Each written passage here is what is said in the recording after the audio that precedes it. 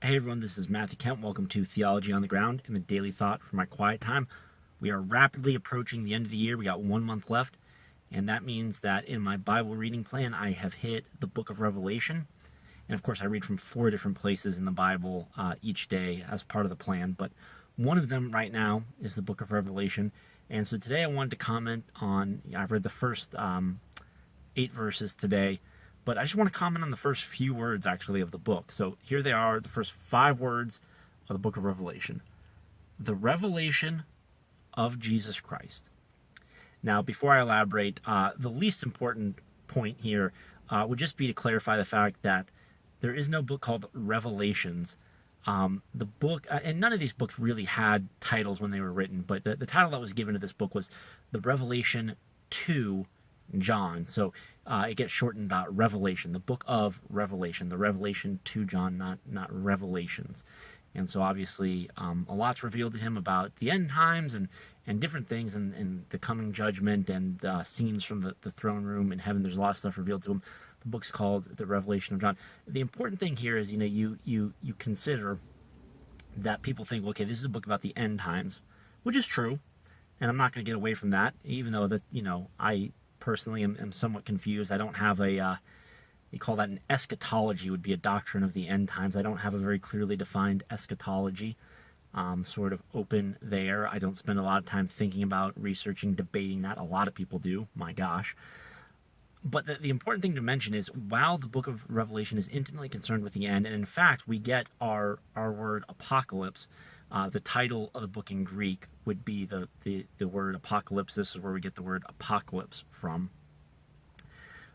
It's very much concerned with the end times. It's not the book about the end times. It's the book of the revelation of Jesus Christ. And so, yes, the revelation greatly concerns the end times, but we got to keep in mind every time we're looking at the Bible that the Bible is primarily God's story, a book about God, and this book in particular is the revelation of Jesus Christ. And of course, we get Jesus fully revealed throughout the scriptures, but in particular, we get very clear glimpses into, for instance, his earthly life in the 4 Gospels. And then we get a clear picture of the sort of eschatological, again, meaning end times, coming, the plans for, the wrath, but then also the mercy that's given to the saints, and the marriage supper of the Lamb, and that kind of thing.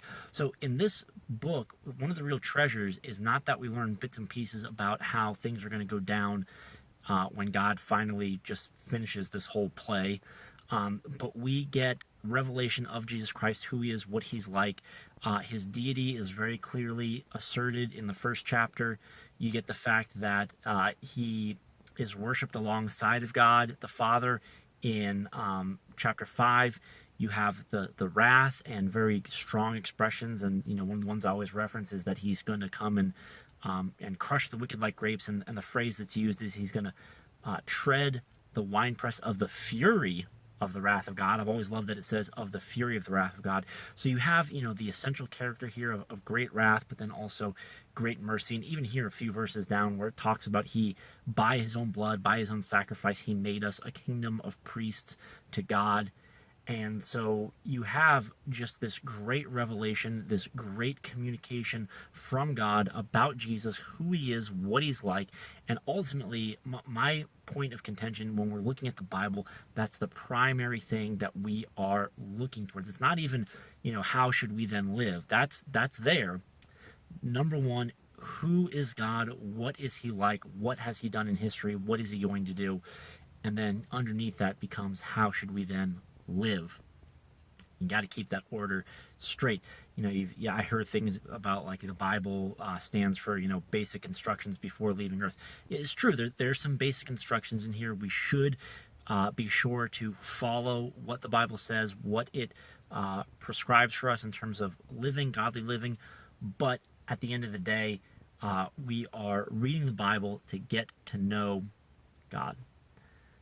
Those are my thoughts. This is the revelation of Jesus Christ, and I hope as you tackle the Bible, that's how you're looking at this book. That's how you're looking at the Bible as a whole, the thing that reveals Jesus to you.